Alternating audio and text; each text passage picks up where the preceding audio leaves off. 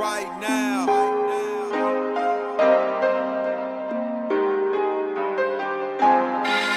AD, you killing them. Welcome back to Supremely Black Podcast, man. It's just me and Flizzy. This week, Spears is taking care of some family business, so, hope all is well. But it's been a great week so far. Flake, what's going on in your world, man? Man, it's been a good week so far. I can't complain at all, man. Just out here moving these comedy streets right now, putting a little bit more focus on doing more out-of-town shows. So y'all be able to look at, man. I'm moving state to state, trying to get these shows in a different part of your state. So be on the lookout for your boy. I'll be posting on Instagram, trying to lock in something in Austin, Texas right now. So hopefully that'll come through and we can make something pop, be down there and slang some jokes for y'all Texas folks one more again. Yeah, I really hope you get to Austin, because that'll actually give me a reason to go down there, because from what I've heard, it's extremely diverse. I've been through it, to like a little wine town outside of the city, but not directly in Austin. So I got to see if this barbecue that they say is actually good, touching anything close to Tennessee, but I highly doubt it. But it's worth a try. So, I mean, hopefully, is it a big club down there, or is it what's that kind of spot is it? Yeah, they got a bunch of good spots there. They got some big clubs. You got the Improv down there. You got a bunch of comedy clubs down there. Then you got your offset spots that hold comedy on certain nights too. So I'm trying to get in where I fit in. So I'm trying to get wherever I can, to be honest.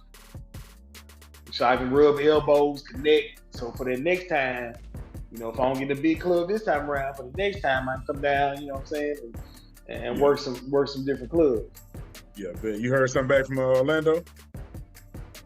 No, I ain't. I mean, they sent me my video when I was down there, so I'm trying to piece that together and make it, chop it up, and put on some Instagram reels. But I ain't tried to get back down there, so I ain't even get them back up. But whenever that thought come back around, I want to head back down. I'm definitely gonna hit them up, so let them know I'll be on their radar to get back down. Okay, bet. Yeah, that's what's up, man. But yeah, so it's been, I will say this, we've talked about some heavy topics the last couple of weeks, so this one will be definitely light. Of course, for the people that have been following us for the years that we've been doing the podcast, next Tuesday will actually be 3 years that we've been doing it. 2 years we've been on YouTube, year and a half really. But yeah, so, this will be a kind of a light topic, really just going to be shooting stuff out there that's been going on in the world. The most recent, I will say, LeBron James has broken the scoring record. A lot of people have a lot to say. To me, I'm going to be honest with you, I would have wore the jersey if I knew he was going to be talking about it, but we're really just shooting off the hip. I think he's the GOAT. Flake, you a little older. What's your thoughts? I mean, I know who you know what, I'm going to let you talk about it. Who do you think the GOAT of basketball is? Because apparently anytime that LeBron approaches any record or breaks one, everybody got to bring up what he doesn't do good or who's better. So what's your thoughts on that, man? I'll really be honest with you. I hate this conversation because of the different eras, the different rule changes and stuff like that. So he is, I will say he's the GOAT of this era as of right now and the time frame that he's playing. The time frame before that, Jordan had a chokehold on the league. He is the GOAT for his time frame when Kareem was playing. You know what I'm saying? So it goes like that because if you look at it, when Kareem Abdul-Jabbar played, he played a lot of years with no three-point line or nothing like that. Big men ran the league, point guards, shooting guards. They ain't really just get off like that. It was more of a power forward, center, small forward type of game. Jordan made it guard heavy when he started playing in the league. However, certain rules were different because you could hand check. Your defense was more physical. It wasn't no such thing as a gather step, which I still call that gather step is a walk to me. Some of the stuff they do today, in my opinion, they get away with a lot of walking, a lot of carrying. Back then, the game was a little bit more technical. You're not getting away with those carries. You're not getting away with those walks. It was not a scorer's game during that time, to be honest with you. The game wasn't moving as fast. People say the athletics are a lot different. They're a lot faster. They jump a lot higher. I don't think it's necessarily that. I think it's just the way the game is set up. Now, it allows for more athleticism. I mean, some of the people that play now wouldn't even start on the team back then because they just athletic and jump out the gym and this, that, and the other. But back then they be like, "What? Can you shoot the mid range? If you can't shoot the mid range, you're not getting on my floor." You know what I'm saying? So I look at it as errors. Now, if we want to go overall, look, this man, sometimes my dream, he is me. You know what I'm saying? LeBron James kids was at the game, we broke the record, they had on J's. You know what I mean? I feel like, I'll say this. In today's era, I feel like Jordan could definitely average, would have had way, I'm not saying way more points than LeBron got. LeBron been playing for longevity. He played for a long time.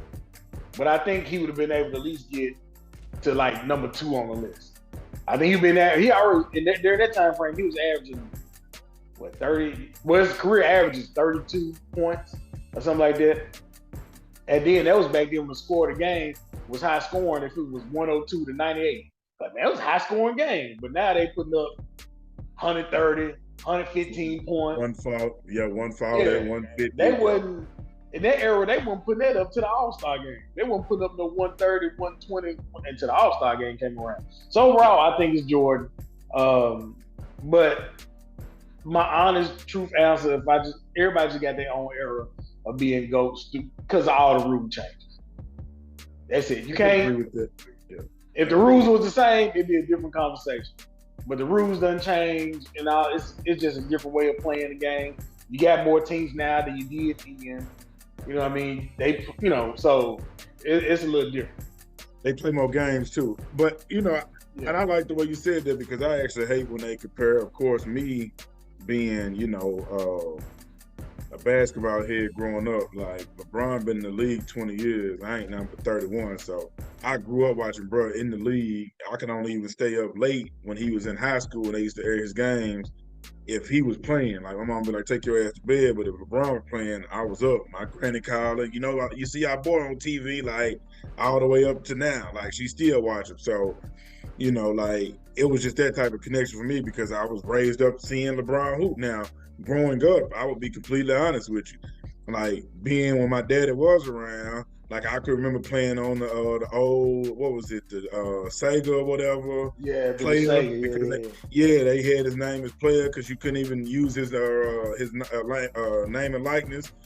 So you had the fake, then you had Rodman. Of course, you would probably, if you grew up in the hood, you probably cried every time Jordan lost, if we just being honest. But at the end of the day, as you got old and started watching the sport for yourself, I mean, we didn't see Jordan play like that, for real. As we got older, like, of course, it's just how it is. But, I hate when they compare the two because I feel like LeBron would have dominated his Jordan era, and I feel like Jordan would still do the same thing that he did at his time. It's just respective greatness is just 1A, 1A and 1B, depending on what you prefer. Typically, the people that grew up watching them, you gon', for the little, if you like sports, you're gonna have a little bit of an idol, and that's just what it is. It's only one undisclosed GOAT for real in football to us, and we just look at it like it ain't Tom Brady, it's probably Deion Sanders or something like that. You know what I'm saying? That's how people look at it. Or Jerry Rice, you know what I'm saying? Like it's one side of the ball. It ain't really too much a debate. Basketball it's a little different from football. It take a different type of man to play that sport. But I think it was dope. But I like what you said because that's true though. You grew up watching LeBron. I grew up watching Jordan. Somebody who older than me grew up watching Wilt. They're gonna say, Wilt, it's gonna be some little kid that's 5-year-olds right now. That's 5 years old. The next person that comes about that's balling, he gonna say he better than LeBron and Jordan. He gonna say, DeMonte Jones, he just put up 70 points in one game, and he did this, and he did that. He way better than that. And he gonna have a pair of Jordans and LeBron's on white sand. and here go the crazy part about it. Like I was telling, like the little kids that I was mentoring. a mentor, they think the world of Steph Curry. But we sitting there thinking to ourselves, like, Steph already in his 30s, bro. Like, if he never was the best player in the league, he might have had like a couple years, but he never dominated an era. Now, he changed the way the game is played. Right. So you would definitely have to respect that. But I said, but then again, who am I to argue with y'all? All y'all see is a flashy little dude that kind of looks resemblance to y'all on the TV, not knowing that he's actually 6'4", going out there shooting against dudes at 6'10". I get it. You know what I'm saying? He's a little guy that y'all think is just balling against bigger dudes. Okay, cool. But, you know, I think it's just it was amazing to actually see it, because to see him hooping in high school, from riding in the Hummer, hopping out, Jay-Z and superstars at the game, being on the magazines, to think like a guy that we really honestly thought that would maybe break the assist record because of how he just played. He looked like, he used to remind me of Magic Johnson when he came into the league. Couldn't shoot for real. He had like a little bit of a mid-range, but it was all driving and passing. So for a pass-first guy to actually break it and never only win one scoring title, I think people just gotta tilt your head to that. Like, he might not have led the league in scoring while he was playing in his 20 years, but once. But he was damn putting up some points if he ended up breaking the record. So it ain't that's kind of a testament to, like, he's just an all-around player. But yeah, I mean, it was dope to actually see that, man. Like, that. I don't know if we'll see another record get broke in our time. It sounds crazy, but might not. Yeah. Kareem had it for what, 38, 39 years? 39 years. Yeah, so if he do that, I mean, I wouldn't be old, but hell, I probably wouldn't be giving a damn about what my little great nephew in there talking about the game. Like, right. You know what I'm saying? He'll tell you. Yeah, I ain't cared about that. But, like the money, Cole Johnson, he the best player that ever done stepped on the court. I'm like, come on. You gonna be arguing with them, man? Well, back in my day, it was 3 steps for a travel. Y'all out here doing 6 steps for they call travel. Yeah. They let y'all run with the ball. Yeah. Right. You're right. Just arguing about anything just to be talking. But yeah, man, it's another thing too. Like, I had touched bases on it. But what you think about how people, you know, let's switch the topic, but it's keeping it on the NBA. What you think about how people view Ja, man? You think he gangster or he just a competitor? I think he's just a competitor. At the end of the day. He talk a lot of smack. He talk a lot of ish. That's what's supposed to happen when you play basketball. You play basketball in a different era. Different area. Let me say, depending on your area, you know how much shit talking you gonna do. Now, you gotta think they got a chip on the shoulder. He came from Murray State. So people wasn't expecting him to be what he is now. He just came from Murray State. They had expectations, but he wasn't expecting him to be playing like he is now. He's small. He's not a big guy. And I ain't talking about height. I'm talking about just his weight.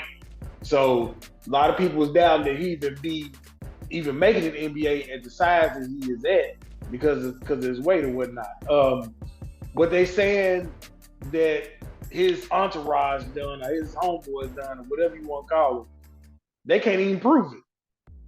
So, and that's my problem. It's like a lot of people talking crazy, but you can't even prove that it was anybody that was with him that did any of it. Yeah, and that's why I call him, I had dropped a little short earlier, but that's why I call him Iverson 2.0. I think the NBA is looking for the bad guy of the league that kind of carries that hip-hop image. That's exactly what I'm going to call it. And because they don't have that in the league. All the rest of them are very clean cut. They don't really talk trash. Just a couple of them, but not for real. And just to be honest with you, and I guess I ain't going to say it's unfortunate, Ja looks like the culture. He does the dances that the kids understand. He has the hair that they all got the hair like that. They going to put some twist in. I mean, they got the locks. They might throw some color in it. He got the grill. He kicks it with the rappers. Like I said in the video, rappers want to be ballers. Ballers want to be rappers. That's never going to change. It's how it's always been. And I just think that daddy all loud at the games and everything. So, you know. Yeah, and he in Memphis. So that's it. So it's like they're looking for that image. And I just think that the backlash that you get from that is that they're going to look into your entourage because honestly, you didn't come through the grapevine like the rest of the guys did that they may have probably already expected. Daddy used to play in the league, or you went to a Duke or one of those schools that kind of maybe quote unquote prepped you for being in the limelight, and you ain't got, honestly, the hood behind you. So it would be something that he would be mindful of. But for people to think that he being gangster, he acts like a 23-year-old to me. Like, I don't. Yeah, that's what people forget too. People forget that these players is in their early 20s. Now, what was y'all doing in your early 20s? Like, everybody in their early 20s wasn't thinking about, didn't have the same mindset that you might be at 35, 36, 37, or a 55-year-old sports commentator talking about it. Like, what was you doing at 22, 23, 24 years old? You know what I'm saying? Like, if I made it out, my people I'm gonna surround with my people. I'm gonna have everybody that's close to me. You gonna have a job. You gonna have a job. You gonna have a job. I'm trying to pull out the people that's close to me out the hood, out their situations and whatnot. If I can do that, you know what I'm saying. But if certain things happen at 23, you buck up. We gonna fight. 24, you buck up. We gonna fight. Now be like, hey, bro, I ain't with all that. You gonna have to push me to the limits now. To get to that point. But right now, it's like, bro, I'm not with all that. But 23, 24-year-old play, yeah, we about to throw them hands just for you saying one thing wrong. Yeah, and it's crazy because, just growing up in, corporate America, seeing how people, I'm sitting there thinking to myself, like, yes, he's supposed to be professional. Yes, he's supposed to carry himself, but he's not going to be perfect. But how I look at it is you close your eyes and you honestly wake up and you think about being 4 or 5 years removed from high school. But the reality for him is that all his money, 200 million, 180 million. I know people that couldn't even do call center shit without leaving work, doing ignorant shit. Hell, and these are 50,000. Cussing folks out on the floor. 30,000. Like, you were making $12, $13 an hour, they couldn't tell you nothing. And then if you went out with your people, they probably look like the ones that you with your culture. You're a part of whoever you with. And it's like, y'all expect this man just to be all of a sudden but he's not that type of guy. He's expressive. I don't call that gangster. I've never heard him. I've never seen him even throw up a gang sign. I've never even known through high school. Not high school, but yeah, high school or college for him to be any arrest record, anything like that. So I'm like, y'all looking at I'm not going to back down image on the court and looking to paint a stereotype because honestly, some of the people that he kick it with, but he ain't the only one that kick it with him. Like, they don't background check Kirk Cousins because he put on all the ice with the football team. They don't background check Joe Burrow because he got the cigar and got the swag. And it's like, we got to quit doing that to our own people because we'll put these labels on them, but then when the right or wrong people get behind them, then now all of a sudden, they doing it because it's racist. We do that. It's only one person. It's only one player I see them do that to. That was Johnny Manziel. Johnny Manziel was the only one I see them be like, we checking who he hanging with, what club he at, what he doing, and get his ass up out of there. But check this though. Johnny really came from money, so they knew they could control him early. Wow. He just happened to make it to the league off of just pure straight talent because he parted all at Texas A&M. Anybody that knows him, he's been the same. He was a high school quarterback that just happened to make it to the league. He never took anything serious. Since I've been in Texas 4 years, anybody that actually knew Johnny Money, they was like, he was a fun guy. We don't know how the hell he made it to the league. Not that he didn't care for football, but he came from money. You know what I'm saying? Like, you could just tell. Like, and the only reason why they cared about who he was hanging with is because they were trying to paint the image of that he was just a traditional, good old white boy quarterback. Yeah. That's he wasn't going for none of that. He wasn't going for that, bro. I don't have to. Like, if you then now I got this money that I can't even spend and come from money, like, that's all it was. It was a big ass party for him the whole time he was in the spotlight, bro. Like, it really was. It really was. But I think the whole job situation has been taken out of hand. Like you said, he ain't got no criminal record. He ain't got nothing. He ain't been suspended for nothing he did in the league or nothing. He ain't been in trouble off the court. None of that. So the biggest thing that happened really is this whole little Bean thing, which they can't prove that anybody he's associated with done that. And then the whole situation with Shannon Sharp and then the chill out Bron. Like that's about it. I done seen what's your boy name, like little skinny light skinned dude always ready to fight every picture like this film. I'm trying to think his name. He been in more stuff than Ja been in. Jordan Clarkson. Yeah.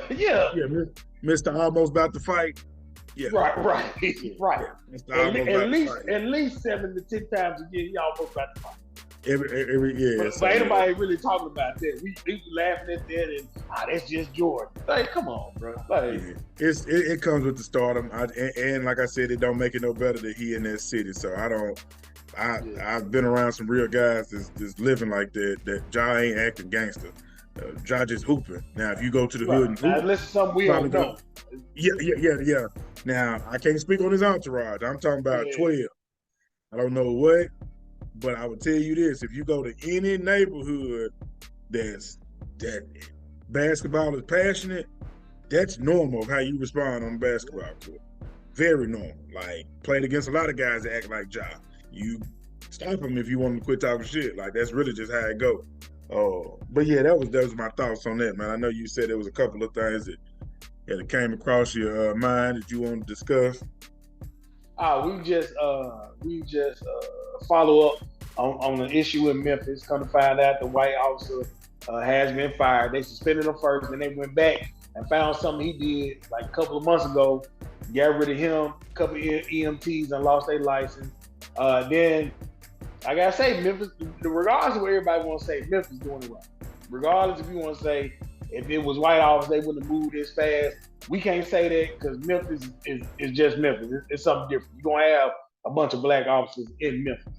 But they trying to get certificates taken away from those officers that has been fired, so they cannot be police officers in the city anymore, or anything like that. So, I mean, within the state of Tennessee, they cannot. I don't know if that's going to work for all 50 states, but they can no longer be officers in the state of Tennessee if they get those certificates taken.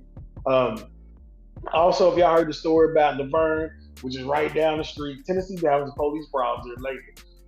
Hear about Laverne, Tennessee, and the sex scandal down there. They fired their police chief as well this week because he knew about the sex scandal that was going on.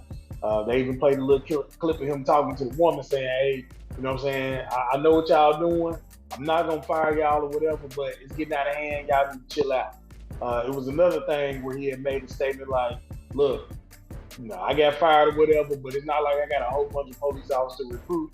I need what I got. You know what I'm saying? We kind of short staffed or whatnot. So, and that is a funny situation because if I want my police officers to be anything, is what the Laverne police was doing. I want them banging anything. I want them doing that. They need. Look, if that's what they got to do to go out there and arrest somebody without killing them, hey, let them do what they do. You know what I'm saying? As far as I know, they probably kept them from beating somebody else. They kept them cool, calm, and collected. Yeah, I mean, I ain't gonna go too explicit because I do know we have some youngers sometimes that listen to the show. But once you release, you're not as angry at your job. You know what especially if you're doing it on the job. Exactly. Yeah, that lunch break hit a little different for you, my boy. So yeah, man, like it, and just all seriousness, like I would still love to, salute the police chief for moving as fast and efficient as she did in the state of Tennessee for even wanting to put those type of infractions on them so that they aren't able to be a police officer in the state of Tennessee. I could care less that there were black men that did it. Like I told anybody in the episode that we talked about, I think that hurt me the worst is that it was our own people, but the mantra. But I think she's doing what she needs to do. Regardless if they are going to be black men that were held to a standard, guess what? Like my granddaddy used to say, them folks didn't ask for you in now. So that's how do you been to do what you got to do?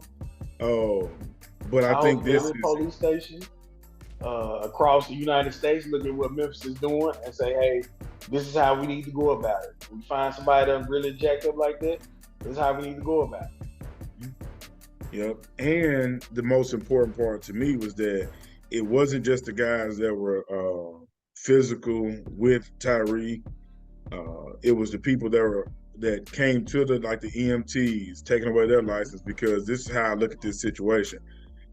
What made you approach the scene and be so careless? And how many other times have you approached the scenes and been so careless? And the only thing you Right. did was file a report that says, okay, hey, Mr. So-and-so, when we got there was unresponsive. You're like, how many times have you seen a person that looks like Tyre or in his condition and you just said, it is what it is, we pulled up and we know how to file this paperwork and we're going to cover ourselves? Because if that's the approach that anybody's doing, we don't need any color handling precious lives out here that are in those type of situations, like honestly. So I think that was even more of, hey, we are reviewing this entire situation to see what could have been done. Yeah. And that's how you really handle it, because it ain't, oh yeah, we were there, but let's suspend them. Nah, you don't even need to have a license the same way that they don't, because you don't respect life. Nobody did that was there at that scene. Nobody. So I like what they're doing. Love what they're doing. And I think this shows it probably will, it'll never be the same, because once you lose somebody, that grieving process never gets better. But just to see that you are getting justice across the board will probably ease that up just a little bit when the family can sit back and just think about like what had transpired in that situation. So yeah, the mother shout out to the said, city. you know, he didn't die for no reason. Something great is going to happen out of this. And like I stated last week, I hope the greatness is that every police officer, every police station look and see what Memphis is doing, and they take those actions now for any type of police brutality that happens within their police department. Like I've said, and you know, last year during one episode, it take a city to change a state, it take a state to change a country, it take a country to change the world. Well, we just stay in our country because other countries, they ain't, like European police ain't got it. So, but you know, but hopefully there can be a change throughout the country where we have any type of police brutality. We getting rid of the police and those officers and anybody else who's involved that didn't want to act out and help. Yeah. That's all you can really hope. So, you know, still, you know, long live Tyre. My prayers and condolences goes out to his family and friends and everybody at the city of Memphis, honestly, because, you know, it's just a lot going on everywhere, just to be honest with you. But, you know, like I said, that just hit a little different. So, you know, it's still just crazy to even think about it. I guess you try not to, but it's good to see that they moving that way. I know you said it was something else that you had. Well, I think I forgot what it was, but that balloon situation. What do you think about the Chinese balloon situation? Man, listen, man. I get in my bag sometimes, man, and once that mind gets elevated, it's the best way I can say that. I get to thinking a little different, man. I don't know what's going on behind the scenes. But I really feel like that it's something that they aren't speaking about that's going on with that, because honestly speaking, that balloon being in the air that long and they're just worried about people getting hurt if they shot it down, it's crazy for that to fly from west over, all the way to the coast of our, you know, the furthest coast, right? And it started in Montana. And so how did it start? That was a question I had. So it started in Montana? Yeah, but you know, you look at the map, it's coming over. Like, but my thing is if honestly, in your respective city that you live in my respective city, if I had a gun attached to me and ran downtown screaming, I would have had a faster chance of getting shot than that balloon that was in the air. But what the difference is, I'm running at people. This actually had to fly in, and the military had to see it and didn't take it serious for whatever reason. So yeah, because that's the alarming part to me, is like, what did y'all see and how did that make it into our security and it didn't get shot down? And then when it comes out that, oh, we seen it, so what's going on here? Yeah, I mean that's my thing. That's why I don't think it is what they say is a Chinese balloon, a spy balloon. I could be wrong, because if a fighter jet from another country gets anywhere close to our country, you get intercepted. It's gonna be two other fighter jets from the U.S. on side by side, putting you in the middle, saying, "Hey, boy, you need to get up out of there, because if you fly a few more miles, we finna shoot you down." But you let this slow balloon get over here, and ain't nobody doing nothing. And it's at a height it's at a height where it can be visible. Like, why would something be at this height flying? Because it was flying up higher than the hot air balloon would be. So it's like, what is going on with this? And they let it fly and then let it come back, and we gonna shoot it over. Me personally, and I could be wrong. I think that was our own selves trying out some stuff. I think it was the United States as us trying something out and see if it is gonna work. Whatever that may be that they was trying out, they like, all right, let's see if we can do this in our own country, and maybe we can let this fly off in another country somewhere else, because we got military everywhere. So it ain't enough for us to wherever we stationed at. They be like, all right, we need to spy on some to see what's going on. Let's throw this balloon in the air and make it look like it ain't nothing. But we really got spy data on whoever we looking for. Okay, so check this out. If I'm just being real, I think it was a scare tactic from whoever, and they just used the Chinese because they were thinking that it would probably cause more of an outrage. It caught people watching the TV, but honestly, the only thing that is really how harmless is a balloon to just float in the air that you all won't shoot down. So I think it was just one of them things. It's like, I really want to go back to look at what was really going on when it was quote unquote discovered over this military base, and what the hell was going on behind the scenes. Because y'all let this just set for days and it float to the other side of the country, then y'all shoot it down. It has to be some type of distraction that was going on. Because I'm gonna tell you this, I wasn't giving a damn about no balloon. It's too much going on in real life for me to be worried. If we fly over any one of our military bases, we said we got a lot of bombs and a lot of artillery that they shooting it down and they're not caring about who's sitting below. They be like, all right, evacuate this little city, we shooting this balloon down. Bro, you can't even get a drone close to the White House.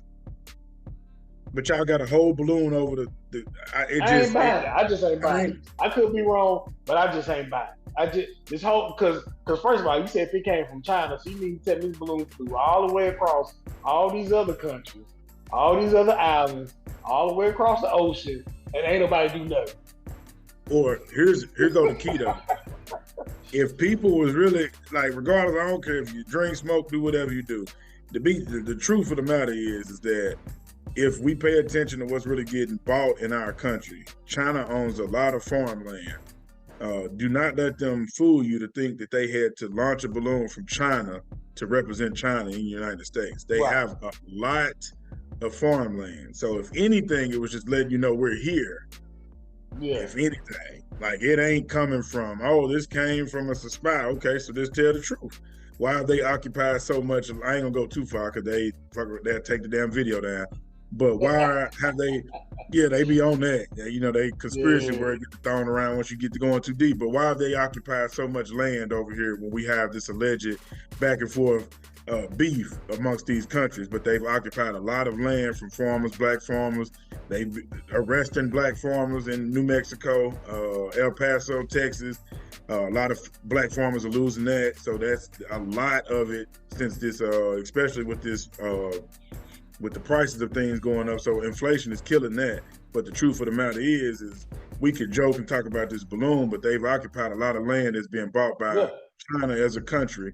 Meanwhile, American farmers are getting knocked out of their whole lifestyle, like suicide, bankruptcy. A lot of shit is going on with that. So we can say it jokingly, but in reality, I think it was more to that, meaning we're here on your land like you be in other people's land, and it ain't really nothing you can do about it because y'all trying to capitalize off of money, but we in your back pocket. I don't think either one of them, I don't think the US or the China really want to smoke with each other, to be honest with you. At the end of the day, I don't think either one of us want to smoke because we know what we can do to them, they know what they can do to us. It won't, if we really took it there as two countries, it ain't gonna be no China left, ain't gonna be no United States left, and most countries gonna be completely destroyed. And the truth of it is like America has enough firepower for a world war that will wipe out any country. Everybody knows that.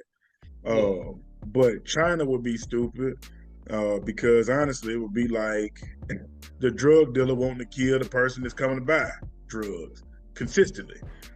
Yeah. I'm not killing you. I'm gonna make sure you get to work. I might drop you off at work. You know what I'm saying? Yeah. So They make a lot of money off of us, for sure. yeah, you make a lot of. I mean, look at all the shit in here. You just get to looking at your house. So it's just a little friendly banter. Now it could get Just a some little real reminder, smoke. little jaw tap. Yeah, that's it. Really, I hope it would never go there because I think we will win a physical and war. But if they go biochemical, let me get out there. Yeah, if they go too far, it's we gonna be battered. I feel like this. I think we'll beat them. But I tell you what, we're gonna have black eyes, couple concussions. It's gonna be ugly. It's gonna be an ugly weekend. Yeah. That's the rumble in the jungle. I don't think nobody want that, honestly. No, ain't nobody trying to get that out. Yeah, but nobody want that smoke. But nah. But hopefully, you two don't take it down. We're gonna try and go too far, but yeah, that's why I said let me go cut that out. The little situation just seemed real crazy. Yeah, either crazy or scripted, whichever one you want to go with. Whichever one, because we not gonna act like. We not finna act like the United States thought it was this serious. They be like, hey, evacuate this little town. We gonna wait to get over this little town, shoot it down, get everybody up out of there. Like, come on. And I'm done with it after this. But I knew it was cap when they said they were worried about people, and it was Montana. When we all know they got more animals than they got people they got in Montana. More land, more animals. Come on, bro. Like the likelihood. We not finna act like. We not finna act like the United States has not been known to let people believe there's UFOs out there when we out there been testing a new fighter jet something out. Yeah, come on, bro. Yeah, like get out of here. So yeah, we'll see. But if that was a test to their security system, fail, epic fail. Yeah. So United States, y'all don't care nothing about wiping out some of the small towns in Montana. Would never even made the news. You know, Billy Joe lost all those cows up there the other week when they knocked. Right. What did say happened? Just some random balloon fell out the sky, man. That was it. Talking about the size of 5 buses, man. Come on, bro. Y'all quit playing with these people, man. I got folks nervous for no reason out there in Montana. Yeah, that's out of war, man. But yeah, that's my love. That's our little thoughts on that. The balloon is what I would call it. Yeah. Balloon gate. Balloon. He real. For real. Hey, when we get out of that show, we go call it. Man, you remember that shit they tried to pull on us, man? The balloon gate, bro.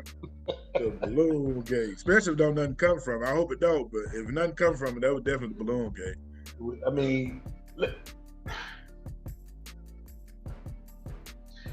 let me just say this. Okay, you might not be able to go on Google Maps and zoom in over military base, but anything outside of that, China could just went on Google Maps and just like, we zoomed in. This is what this area look like. This is what this look like. This is what this look like, and we called it a day. They already tapping the TikToks. Yeah, exactly. Yeah, and that's a whole That's a whole nother one. Ooh-wee. Now that's smart. Every state that is banning the accessibility to TikTok, and we'll get out this because this. But yeah, very smart. Very, very smart. Appreciate any federal building, anybody that hides or keeps sensitive information. Yeah. Oh, yeah. Great move. I've seen a lot of companies actually send out, for people that aren't mindful of what we're talking about, a lot of companies have sent out to say that you can't even download TikTok on your personal devices. And if you are unaware of it, I would definitely say do some research in regards to what is the... It ain't on my phone no more. Yeah, exactly. The speculation about TikTok. So I would say, for the brothers and sisters that watch this, tap in and see what they're saying about it. I'll put it this way. If you go too deep with it, they do remove videos off of social media. So do as you will with that information. I think you're smart enough to understand if you've been listening to us long enough. But yeah, It's serious. So companies banning it. I love it. Well, our supremely black person of the week is going to go to Harold Rhodes Revels. He is the first black elected, hold on one second. We've been talking so long, I forgot who the word I selected to Supreme Black Person. Yeah. But he is the first black senator of the United States. Man. Oh man, no disrespect to his family, bro. Just it's been a long day. First of all, I've been at work training people. It's been a long day. But anyway, Herm Rose Revels is our Supreme Black Person of the Week. He is the first black senator of the United States. He held office, believe this, catch this. He held office as the first black senator in Mississippi, from 1870 to 1871. He also becomes Secretary of State in Mississippi. He did it from 72 to 73. He got his education from Beech Grove Quaker Seminary School, and then Drake County Seminary School, and then also Knox College. He also was he was appointed as the first president at Alcorn, which is now Alcorn State University. It used to be Alcorn Agriculture and Mechanical College, and it's now Alcorn State University. Make sure everybody knows that is a HBCU. He served there from 71 to 73, and then again from 76 to 82. Later in his life, he has served as a minister. Well, he started off as being a minister, and then became was a Republican politician. As you think, if you do your research, in those times, black people were Republicans instead of Democrats. During those times, anybody questioned it, I'm like, nah, he ain't for us. No, back in them times, we was on the Republican side, and somehow it switched over to us dealing with Democrats and whatnot. But you could see, well, do your own politician stuff. You know how it goes. But Harold Rose Revels is our Supreme Black Person of the Week. Also, if you want to know, he was born as a free man. His parents were free; they were not slaves. He was born as a free child, as a free man in North Carolina. It's amazing to me that he was. I wouldn't think the first black senator would came out of Mississippi. I mean, but if he born from some free parents, I think that probably says a lot because they didn't look at the system like probably some of them did because they felt like they were restricted. So they could have been just that not having that fear built in you, like unfortunately it was back in the day. So I think I that's just figured shout that out he to was him. like that smart nigga not gonna be center down here. Yeah. Hey, but but you never know, man. Like it was a story that I had seen. It was about a lady that owned a lot of property in California and like some of the most notorious neighborhood, well, like luxurious neighborhoods now, and how much money that she probably would have had like right now if she actually took care of like the paperwork or her family kept it going, because apparently it's like in the Baldwin Hills area, Hollywood. And I got to do some more research on it. We may have to do an episode, but she owned a lot of land, and this was like during like fresh up out of slavery. So she went there and freed herself and bought a lot of land within that process when she was a free woman. And I Right. thought, stuff like that happens. It's like, man, at the end of the day, I mean, it be some bad stuff, but then it's also people that know how to just beat the odds, and our people have always Oh persevered. yeah. So it's always a blessing that they just didn't give up. Supremely Black Business of the Week. We're gonna keep it real simple, man. Like I told y'all the last time, tap in with a unique experience. I'll be tagging the information again. It's tax time. I got to put my sister in the right spot. So if you want them done the legit way, want to maximize your refund, go to a unique experience. I will tag her social media so you can tap in with her. She's gonna get you right. She will make sure that you have the best customer experience that you will have, and you have an actual professional that's actually doing it with a legit business. And salute to my sister as well because she does now have her own business space in right outside of Nashville and Brentwood. So salute, sis. So do me a favor, go to Unique Experience, tap in with her, get you a legit tax professional, not somebody that was just scamming last year. That's all. Well, Close that flip. for all our queens out there, put your crown on, tip that thing to the side, let them know you are a queen. For all our kings out there, put your crown on, tip that thing to the side, let them know you are a king. We are supremely black, and we out.